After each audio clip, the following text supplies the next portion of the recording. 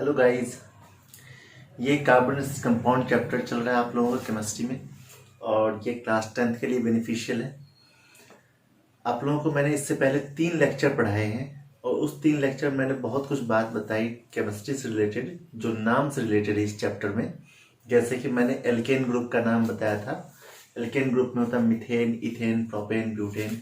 इसका फॉर्मूला भी लिखना सिखाया, बॉन्ड स्ट्रक्चर सिखाया।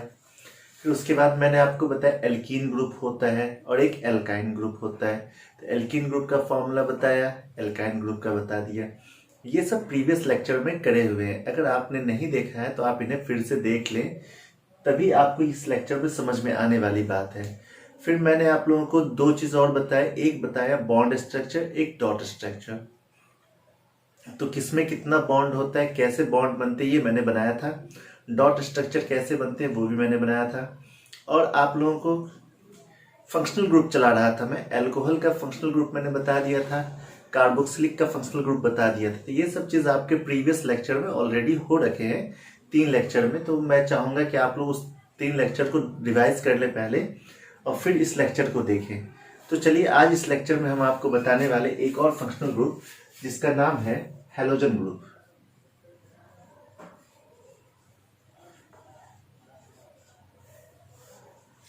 तो ये जो हैलोजन ग्रुप होता है, ये होता है Cl से, यानी क्लोरीन से, ब्रोमीन से या फिर आयोडीन से। तो इसमें लिखा था क्लोरो,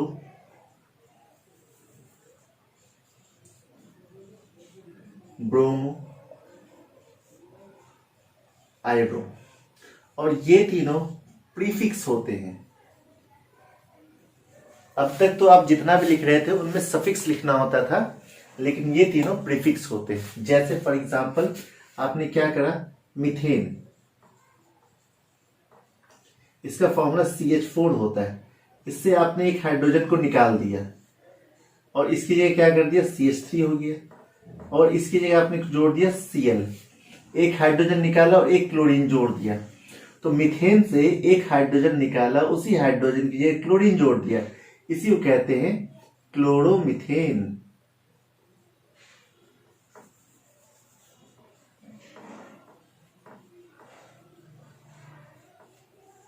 ऐसी इथेन से एक कार्बन को निकाल दिया और एक क्लोरीन जोड़ दिया, इसको कहते हैं क्लोरो इथेन। ऐसे ही आपने मीथेन से एक क्लोरीन को, हाइड्रोजन को हटाया और जोड़ दिया ब्रोमीन को, आपने बना दिया CH3Br। तो ये हो जाएगा ब्रोमो मीथेन। ऐसे ही आपने आयोडीन जोड़ दिया, CH3I कर दिया, तो ये हो जाएगा आयोडो मीथेन। इस तरह से नाम लिखा जाएगा।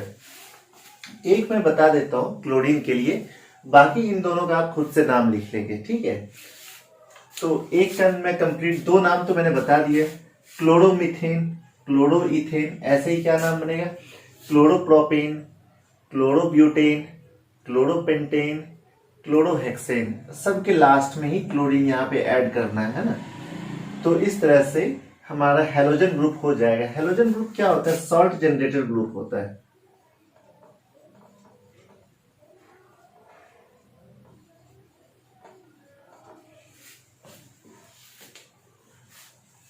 इसमें क्लोरीन वगैरह होता है, जैसे आपके नमक में पाया जाता है क्लोरीन NaCl। तो सॉल्ट जनरेटर, आयोडीन पाया जाता है आपके नमक में, ठीक है। तो ये सब सॉल्ट जनरेटर होते हैं। तो हैलोजन ग्रुप आई थिंक आपको समझ में आ गया होगा। अगर नहीं समझ में आया तो फिर से कुछ और एग्जाम्पल लिख देते हैं ताकि आपका ये कंफर्म हो सके। तो जैसे हम लिखते हैं CH3Cl, इसको कहते हैं क्लोरो मीथेन। ऐसे लिखते हैं CH3CH2Cl, इसको कहते हैं क्लोरो इथेन। CH3CH2CH2Cl, इसको कहते हैं क्लोरो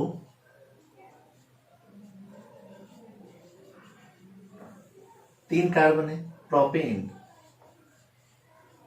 ऐसे CH3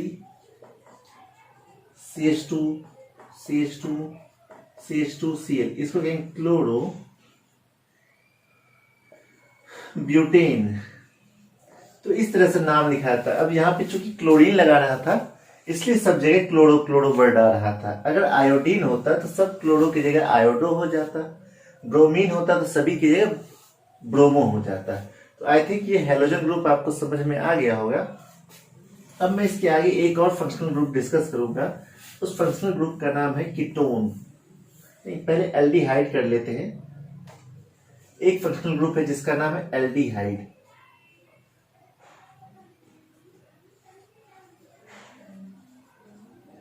एल्डिहाइड का प्रीफिक्स होता है, सफिक्स होता है अल। सफिक्स इसका क्या होता है? अल होता है। जैसे इसका फंक्शनल ग्रुप होता है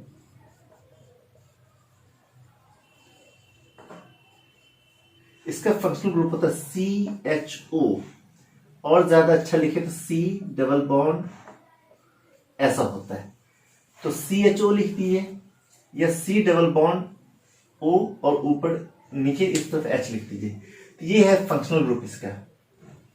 इसका फर्स्ट मेंबर जो होता है, सबसे पहला मेंबर आप लिख सकते हैं CHCOH, CHO ऐसा लिख सकते हैं HCHO, या फिर आप लिख सकते हैं HC डबल बॉन्ड OH ऐसा लिख सकते हैं। इसको कहते हैं मिथेनल। क्या पढ़ते हैं? एक कार्बन है ना, देखिए जरा, एक कार्बन है। क्या नाम पढ़ेंगे इसका? मिथेनल। और इसका एक निक नेम भी है, मतलब मिथेनल के अलावा भी नाम है। इसको कहते हैं फॉर्मल्डिहाइड। मिथेनल या फॉर्मल्डिहाइड दोनों इसी का नाम है। ऐसे ही अगर दो कार्बन हो जाए तो, अगर इसमें दो कार्बन हो जाएंगे तो क्या होगा? CH3C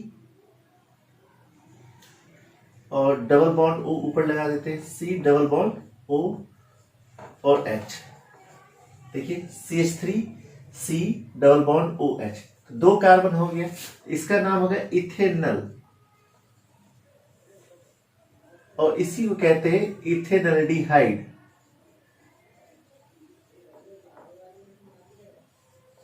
इथेनल कह दीजिए या इथेनल्डिहाइड कह दीजिए, ठीक है। तो ये फॉर्मल्डिहाइड है और ये इथेनल्डिहाइड है। ऐसे ही अगर तीन कार्बन हो जाएगा तो क्या नाम होगा? तो तीन कार्बन CH3 CH2, तो ये तीन कार्बन, एक दो तीन, तीन कार्बन के नाम होता है प्रोपेनल या फिर प्रोपेनल्डिहाइड।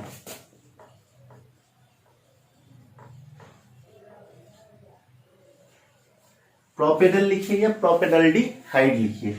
ऐसे ही चार के लिए नाम हो जाए ब्यूटेनल, पांच के नाम हो जाए पेंटेनल, पेंटेनल्डिहाइड, ब्यूटेनल्डिहाइड, हेक्सेनल, हेक्सेनल्डिहाइड, ऐसे नाम बनता है इसका।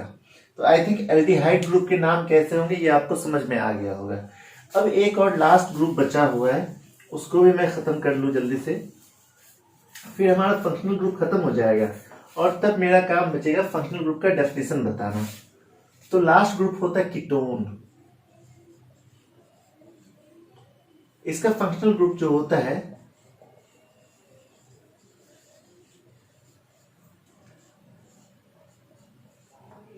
ऐसा होता है, और दोनों तरफ R का मेंबर लिखा जाता है, और इसमें सफिक्स लगता है,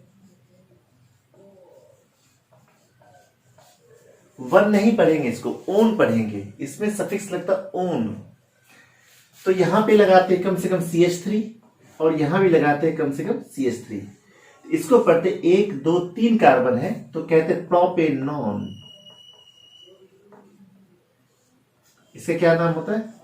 प्रोपेनॉन, ठीक है, प्रोपेनॉल हो गया। तो इसी को एसीटोन भी कहा जाता है। प्रोपेनोन, इसी को क्या कहा जाता है? एसीटोन। और इसी का यूज होता है नेल पेंट रिमूवर में।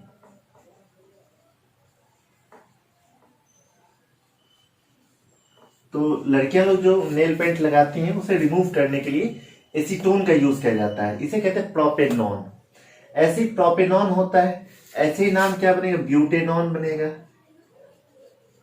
ऐसे ही क्या नाम, पेंटेनॉन बनेगा। ऐसे ही नाम बनेगा, हेक्सेनॉन बनेगा। तो इस तरह से आप आगे भी चेन शुरू कर सकते हैं, इधर CH3 CH2 कर लीजिएगा और CH3 CH2 करते जाइएगा, हो जाएगा। तो ये कीटोन ग्रुप हमारे यहाँ पे खत्म हो गया। इसका बस यही एक इंपॉर्टेंट है आपके लिए सबसे ज्यादा, और इसका नाम सबसे ज्यादा इंपॉर्टेंट, ये वाला नाम सबसे ज्यादा इंपॉर्टेंट है, ये आपको याद रखना होगा। अब इसके बाद एक छोटा सा पार्ट आता है आइसोमेरिज्म का, वो देखते हैं। एक वर्ड होता है आइसोमेरिज्म या आइसोमर्स। तो आइसोमर्स क्या होता है ये समझेंगे। आइसोमर्स क्या होता है, the compound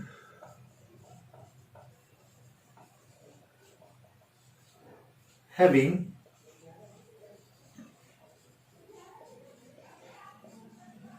same molecular formula but different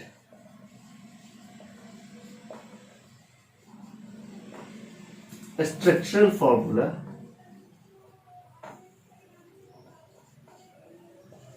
is called isomers. And this phenomena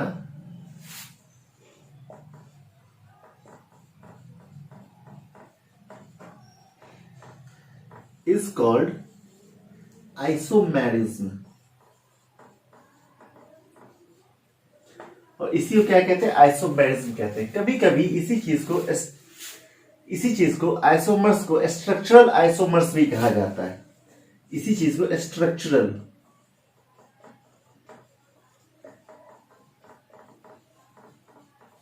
isomers भी लिखा जाता है। किसको, आइसोमर्स की जगह स्ट्रक्चरल आइसोमर्स भी आपको लिखा हुआ दिख सकता है, तो ये स्ट्रक्चरल आइसोमर्स भी होता है। तो इसका सबसे ज्यादा इंपॉर्टेंट 2 एग्जाम्पल है, मैं वो दोनों एग्जाम्पल यहां पर लिख दूंगा और वो आपको एकदम याद कर लेना है। इस बार एग्जाम में पक्का डैम श्योर है कि ये आइसोमर्स से रिलेटेड क्वेश्चन जरूर आएगा। आई होप आप लोगों ने इसे लिख लिया होगा। वीडियो पॉज करके लिख लेना। चलिए, तो आइसोमर्स का एग्जाम्पल देखते हैं। सबसे पहला एग्जाम्पल आइसोमर्स ऑफ ब्यूटेन।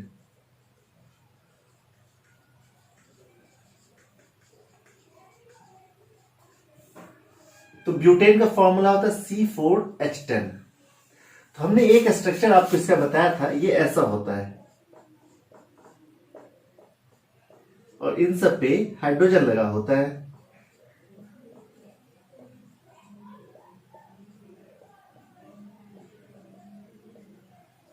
एक तो ऐसा बताया था। ब्यूटेन का एक और स्ट्रक्चर होता है, वो ऐसा होता है। इस कार्बन के नीचे एक और C होता है। अब इस कार्बन पे 3 हाइड्रोजन लगा लीजिए। इस कार्बन के 3 बॉन्ड कंप्लीट है, एक और हाइड्रोजन यहां, इसके 3 और इसके भी 3। तो इस तरह से ब्यूटेन के 2 आइसोमर्स होते हैं। Isomers of butane 2 isomers, 2 isomers. Butane के कितने स्ट्रक्चर बन सके, 2 तरह के। अच्छा, ये चेन की तरह का है ना बना हुआ, ये चेन वाला स्ट्रक्चर सबसे ऊपर, इसको कहते हैं एन ब्यूटेन। और ये जो दूसरा वाला स्ट्रक्चर है, ये जिसमें ब्रांच बन गया, सी के नीचे एक दूसरा ब्रांच बन गया, इसको कहते हैं आई ब्यूटेन। अब एन का मतलब होता है, एन का मतलब होता है नॉर्मल, और आई का मतलब होता है आइसो। जब कभी भी सेकेंड कार्बन पे ब्रांच लगता है तो उसको आइसो कहते हैं। ठीक है, सेकेंड कार्बन पे एक ही ब्रांच है, एक ब्रांच लगेगा तो उसको आइसो कहेंगे। अगर डबल ब्रांच लग जाएगा तो क्या कहेंगे, तो उसका नाम आगे आने वाला है। तो ब्यूटेन के 2 ही आइसोमर्स होते हैं। आपसे ब्यूटेन के बारे में पूछा जाएगा कि ब्यूटेन के आइसोमर्स को बनाएं, तो आपको सेम टू सेम ये दोनों फोटो बनाना होगा। चलिए, एक और मैं बना रहा हूं, आइसोमर्स लिख रहा हूं, और ये भी आपके एग्जाम में पूछा हुआ क्वेश्चन ऑलरेडी, और ये इंपॉर्टेंट भी है। आइसोमर्स ऑफ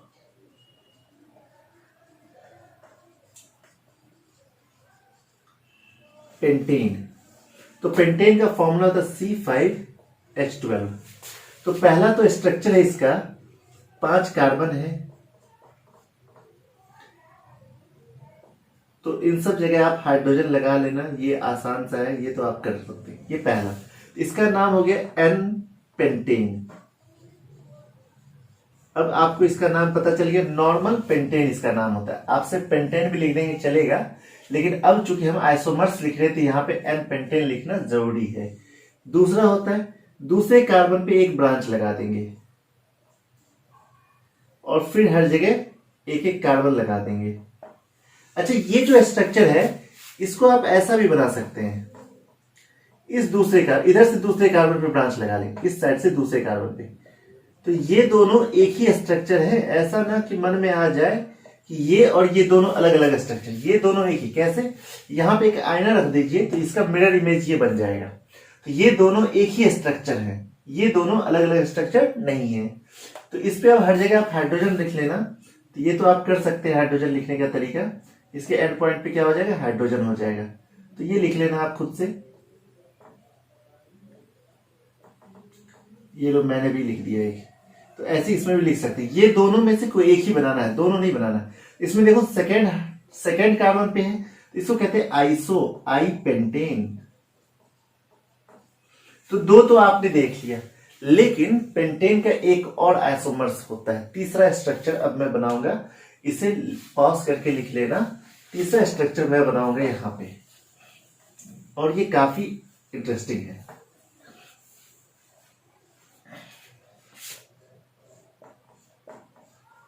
एक नीचे कार्बन और एक ऊपर भी कार्बन है यहां पे, ठीक है।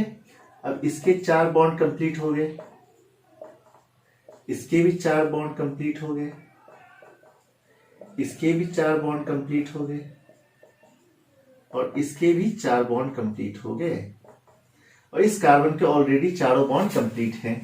तो यहां देखिए सेकेंड कार्बन पे ऊपर भी ब्रांच और नीचे भी ब्रांच। जब सेकेंड कार्बन पे दो दो ब्रांच होता है तो उसको नियो कहते हैं, नियो। और पेंटेन तो है ही, न्यू पेंटेन। तो ये 3 कैटेगरी होता है पेंटेन का। तो आइसोमर्स कितने, पेंटेन के कितने आइसोमर्स है? Total 3 isomers.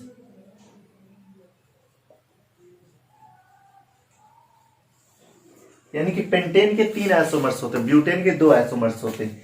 ये दोनों एग्जाम्पल ही आपके लिए सफिशियंट है, इससे ज्यादा तो आपके एग्जाम में नहीं पूछेगा। एक ही एग्जाम में पूछता है, वो भी ब्यूटेन वाला अक्सर पूछता है। इन केस गलती से एक्स्ट्रा वो पूछने का मन कर जाएगा तो वो पेंटेन का पूछ सकता है। तो यहाँ पे आज हमारा फंक्शनल ग्रुप कंप्लीटली खत्म हो गया, स्ट्रक्चरल आइसोमर्स भी खत्म हो गया। अब कल से हम इस चैप्टर का कुछ बेसिक डेफिनेशन है उसके बारे में समझेंगे, जैसे कार्बन का वर्सटाइल नेचर क्यों होता है, कैटिनेशन प्रॉपर्टी क्या होता है, कार्बन के पास ये जो बॉन्ड बनती है इस बॉन्ड का नाम कोवलेंट बॉन्ड होता है, ये क्या होता है, कैसे बनता है, इन सब के बारे में डिस्कस करेंगे। आज के लिए बस इतना ही, कल के नेक्स्ट लेक्चर में मिलते हैं। Thank you, bye, see you tomorrow.